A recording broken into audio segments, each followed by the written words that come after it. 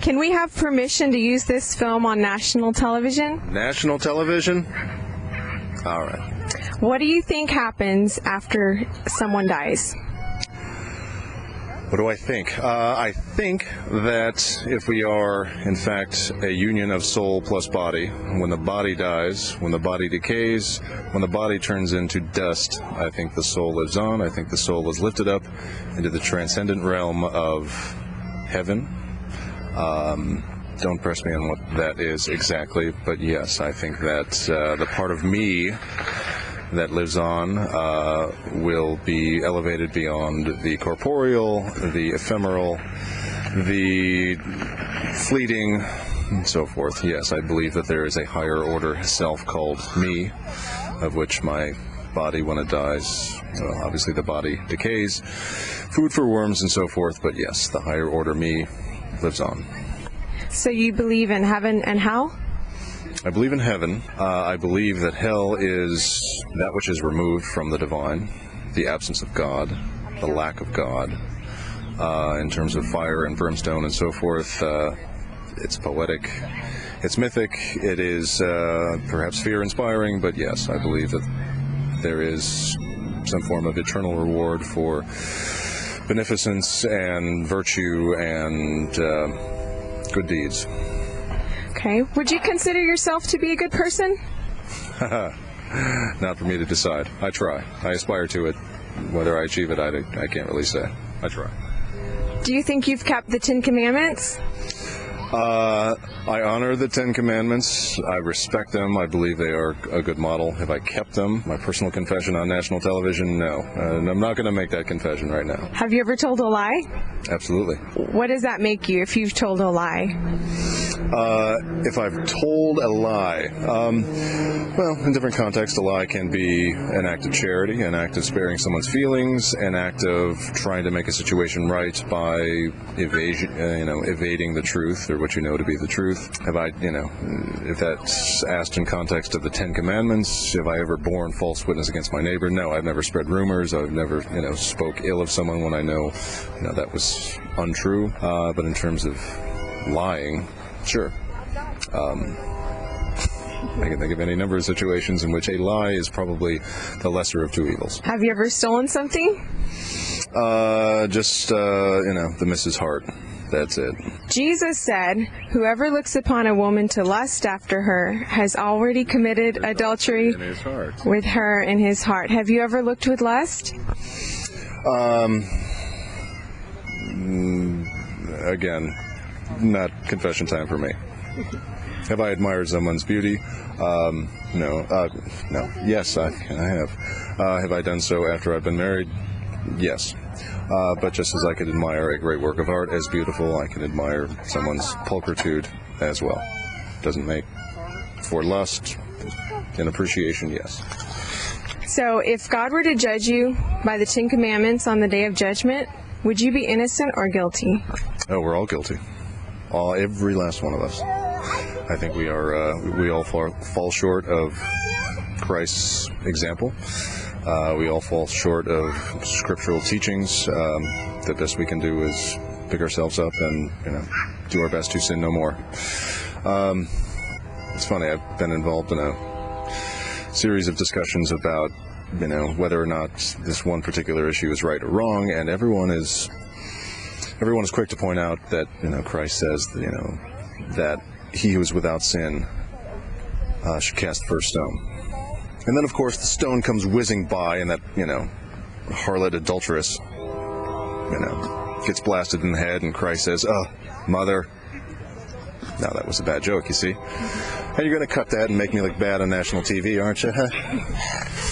No. But, the follow-up to that is, and he turns to the woman and says, "Go and sin no more." So, yes, we shouldn't judge, we shouldn't, throw stones, we should not cast aspersions, but that's not to say that you can't just get away with it, and that you should in fact stand up for right and wrong, and starting with yourself first and foremost. So if you've broken the 10 Commandments, does that concern you that God could send you to hell?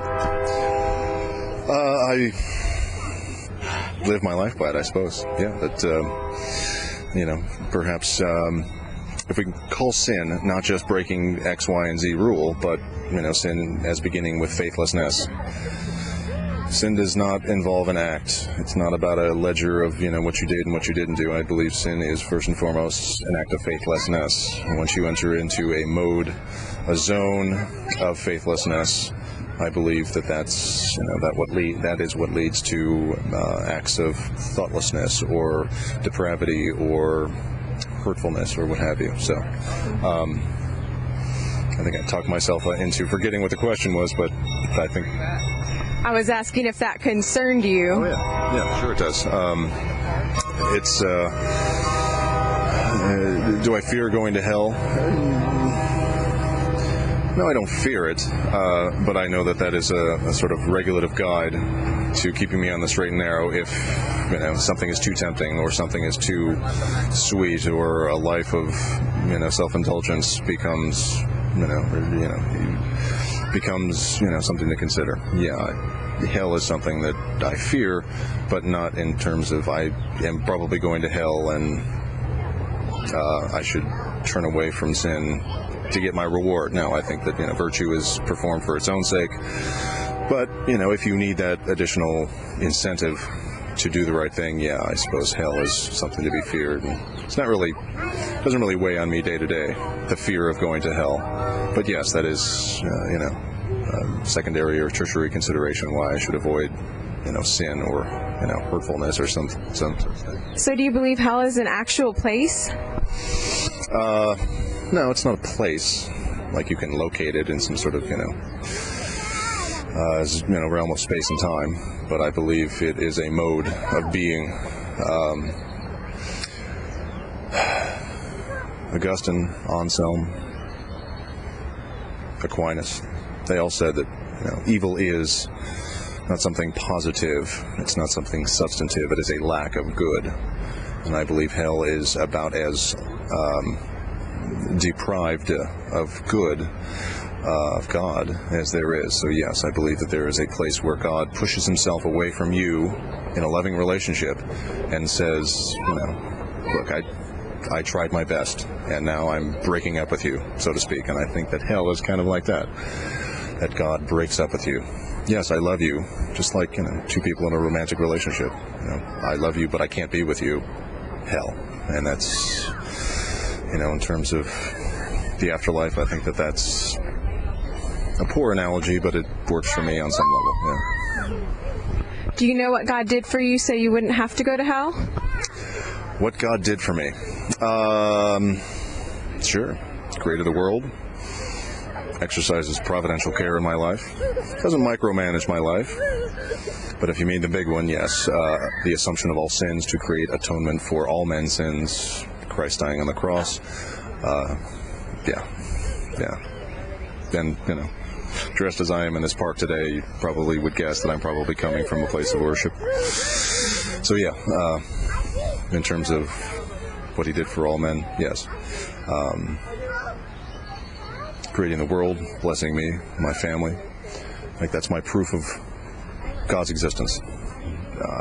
For me, it's subjective. I don't mean it's subjective like it's arbitrary, but to me, the proof that God exists is that my life has turned out so well, and that I have been saved from myself so many times. Yeah, I believe that there had to have been some sort of transcendent tweak in my life. So.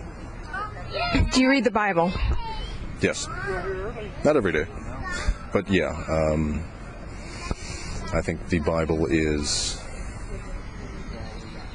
It's a tough thing to explain to people. It's not a history book. It's not. It's a testament, which is to say that do I believe everything in the Bible from page 1 to page, 2000 is true, historically accurate? No, I don't. But I believe as a teaching tool, as a history, as as solid footing for the Judeo-Christian tradition, yes.